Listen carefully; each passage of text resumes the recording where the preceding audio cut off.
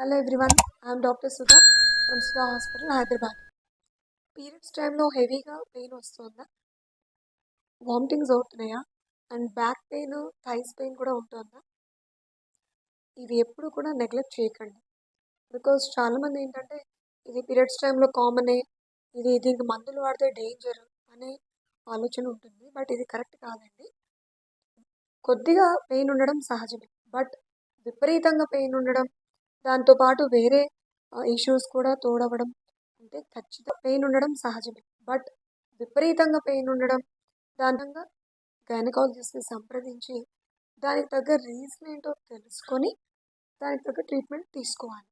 ఈ ట్రీట్మెంట్లు ట్యాబ్లెట్స్ ఉంటాయి, ఇంజెక్షన్స్ ఉంటాయి, ఇంకా సివియర్గా ఉంటే 21 డే పిల్స్ ఉంటాయి.